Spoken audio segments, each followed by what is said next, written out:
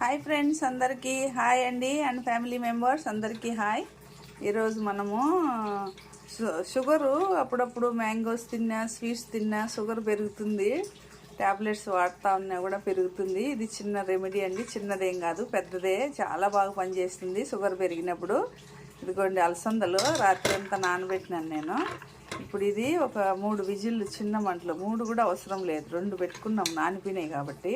ఇవి ఉడకబెట్టుకొని తాలింపు పెట్టుకున్నాము. ఇది బ్రేక్ఫాస్ట్, డిన్నర్ అట్లా ఒక 2 డేస్ తిన్నామనుకోండి, మళ్ళీ సర్రని షుగరు నార్మల్కి వచ్చేస్తుంది. సో ఇప్పుడు ఇది ఎట్లా మనము తయారు చేసుకున్నామో చూసేద్దాం రండి. చూడండి, ఈ వాటర్తో మనము అవి ఇది రసం కూడా పెట్టుకోవచ్చు.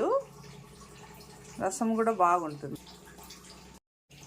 చూడండి, అలసందలు బాగా ఉడికిపోయినాయి 2 విజిల్కే.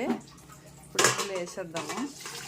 ఈ వాటర్ మనము కావాలంటే రసం పెట్టుకోవచ్చు అండి, బాగుంటుంది రసము. ఇప్పుడు ఇవి మనము పచ్చిమిర్చి, ఇదిగోండి చూడండి, కట్ చేసి పెట్టుకున్న పచ్చిమిరపకాయలు, ఎర్రగడ్డలు తాలింపు పెట్టేస్తాము.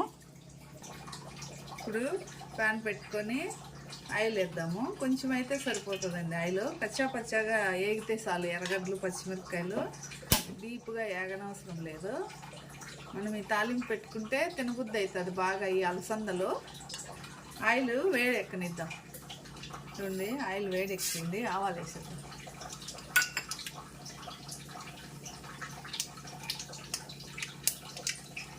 ఇప్పుడు ఆవాలు చిట్టుపట్లు ఆడుతున్నాయి. ఇప్పుడు కరేపాకు. ఇప్పుడు మనము కట్ చేసి పెట్టుకున్న 2 ఉల్లిపాయలు, పచ్చిమిరపకాయలు అండి. మీకు ఎన్ని కావాలంటే అన్ని వేసుకోవచ్చు టేస్ట్ బట్టి. ఆల్రెడీ ఉడకబెట్టినప్పుడు ఉప్పు వేసుకున్నాం కదా, ఉప్పు అవసరం లేదు. కొంచెం ఫ్రై అవనిద్దాం. చూడండి, లైట్గా అయితే సరిపోతుంది. ఇప్పుడు కొద్దిగా టేస్ట్ కోసం సన్నగా తరిగి పెట్టిన కొత్తిమీర వేసేస్తున్నాను. ఇప్పుడు అలసందలు వేసేద్దాం ఇందులో.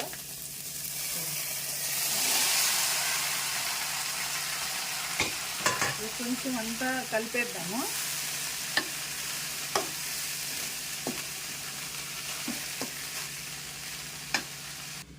చూడండి, తాలింపు పెట్టేసుకున్నాము. ఇది చాలా మంచిదండి.